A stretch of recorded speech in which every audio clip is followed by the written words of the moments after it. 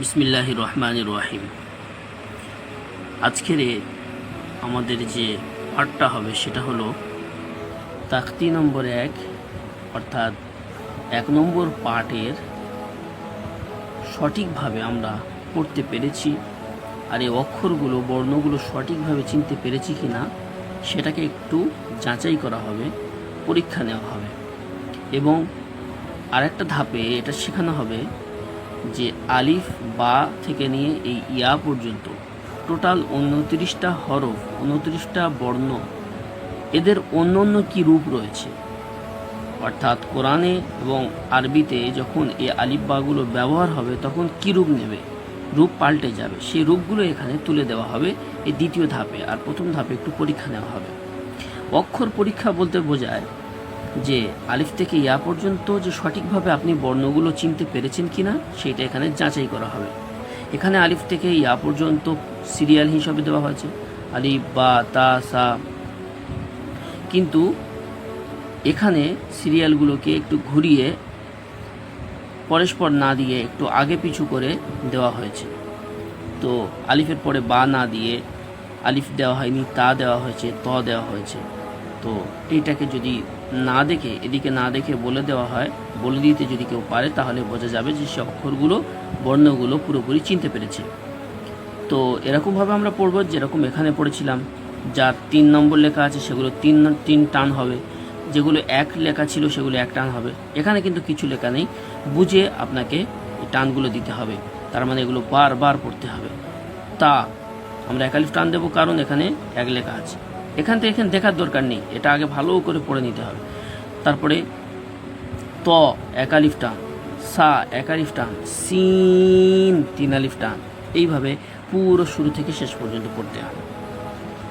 তারপরে যুক্তাক্ষরের সাথে মিলিত অক্ষরের আকৃতি, এটা দ্বিতীয় ধাপ বলা হয়েছে যে আলিফ থেকে ইয়া পর্যন্ত এর অন্য রূপ কী আছে। তো দেখো আলিফের পর নিচে 2টো রূপ দেওয়া আছে, দুটো সব আলিফ। তা এইভাবে পড়তে হবে। আলিফ অন্য রূপে আলিফ আলিফ, বা অন্য রূপে বা বা। যে কোনো দাঁড়ির নিচে যদি একটা নোক্তা থাকে সেটা বা হবে, আর যে কোনো দাঁড়ির উপরে একটা নোক্তা থাকলে সেটা নুন হবে, আর যে কোনো দাঁড়ির উপরে যদি 2টো নোক্তা থাকে তা হবে, আর যে কোনো দাঁড়ির মাঝখানে যদি একটা নোক্তা হয় সেটা জিম হবে। তবে জিমের জন্য শুধু দাঁড়ি হয় না, একটা এরকম বসি আকারের একটু বেঁকা ভাব থাকে। হ্যাঁ, এই যে বেঁকা ভাব দেখছো, এরকম হয়ে যদি মাঝখানে নোক্তা থাকে জিম, কোনো নোক্তা না থাকলে হা, আর এই নোক্তাটা যদি উপরে হয় তাহলে খ। এটা আমাদের খেয়াল রাখতে হবে। এবারে দেখা যাক, পড়বো আমরা এরকমভাবে। আলিফ অন্যরূপে আলিফ আলিফ, বা অন্যরূপে বা বা, তা অন্যরূপে তা তা তা। দেখেন রূপগুলো ভালো করে বুঝে নেন। এ একটা রূপ, এ একটা রূপ, একটা রূপ, 3টে রূপ। জিম অন্যরূপে জিম, এটা টান দিয়ে বলতে হবে। জিম অন্যরূপে জিম। দাল অন্যরূপে দাল। আইন অন্যরূপে আইন আইন। ফা অন্যরূপে ফা ফা। কাফ অন্যরূপে কাফ কাফ, এইভাবে টান দিয়ে। লাম অন্যরূপে লাম লাম। মিম অন্যরূপে মিম মিম, এইভাবে পুরো শেষ পর্যন্ত। তো নোক্তাগুলো একটু বোঝার চেষ্টা করবে, তাহলে এই জিনিসটা সহজ হবে। এবার দ্বিতীয় পার্টে তাকতি নম্বর 2, মুরাক্কাবাত, অর্থাৎ সংযুক্ত অক্ষর সমূহ, মিলিত অক্ষর। প্রথম পার্টে অক্ষরগুলো আলাদা আলাদা দেখানো হয়েছিল, বর্ণগুলো।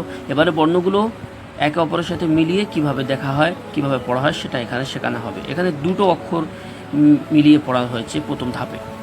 আমরা পড়ব লাম আলিফ জিম আলিফ, লাম আলিফ মিম আলিফ, লাম আলিফ, আলিফে কোনো টান হবে না, বা আলিফ, লাম আলিফ, লাম জিম, 2টো সব টান হবে, 3 আলিফ 3 আলিফ করে। লাম আলিফ, লাম বা, লাম আলিফ বা, লাম বা। তো এখানে লামগুলো কীরকম আকৃতিতে রয়েছে সে আকৃতিগুলো এখানে দেখলে বুঝতে পারবে। এখানে লামের এই একটা আকৃতি দেওয়া হয়েছে, এই আকৃতিটা উপরে আছে, এবং আলিফের এই আকৃতি, এবং এই আকৃতি মেলালে লাম আলিফ হয়ে যাচ্ছে। তো এরপরে আমরা কাফ, কাফের বিভিন্ন রূপে এখানে দেখানো হয়েছে এই ধাপে।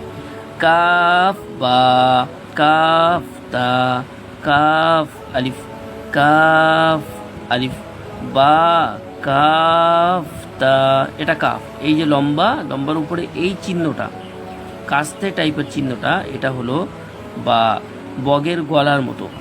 হ্যাঁ, তো এই আকৃতিটা হলো কাফের আকৃতি। তো সব জায়গায় এইগুলো যে লম্বা রয়েছে, এটাও যদি এই আকৃতিটা না থাকতো তাহলে লাম হতো, বা লামতা হয়ে যেত। কিন্তু এই আকৃতিটা আসার কারণে এই লম্বাটা লাম না হয়ে আবার কাফ হয়ে গিয়েছে। তো আমরা পড়বো বা, কাফ তা, তা কাফ সা, এটা। এবারে বা, তা, সা, নুন, ইয়া, এই কটা অক্ষরকে এখানে মিলিয়ে দেখানো হয়েছে। বা আলিফ, তা আলিফ, সা আলিফ। সা উচ্চারণের জন্য পূর্বে বলা হয়েছে জিভের আগাটা সামনের দুটো দাঁতের মাথায় লাগিয়ে হাওয়া বার করে হালকা উচ্চারণটা হবে। সা, সা আলিফ, নুন আলিফ, ইয়া আলিফ, ইয়া আলিফ, বা সিন, সিন টান হবে, ইয়া সিন, নুন সিন, তা সিন, সা সিন, সা জিম, তা হা। তো আশা করি বুঝতে পেরেছ সকলে। আর অনুরোধ রইল যে এটাকে আমাদের সাথে ফলো করলে এবং সাথে থাকলে ইনশাল্লাহ পুরো ধাপ বাই ধাপ কোরআনের দিকে যাওয়ার চেষ্টা করা হবে। ইনশাল্লাহ কোরআন শেখা হবে, আরও বিভিন্ন ইসলামিক শেখার চেষ্টা করা হবে। আসসালামু আলাইকুম।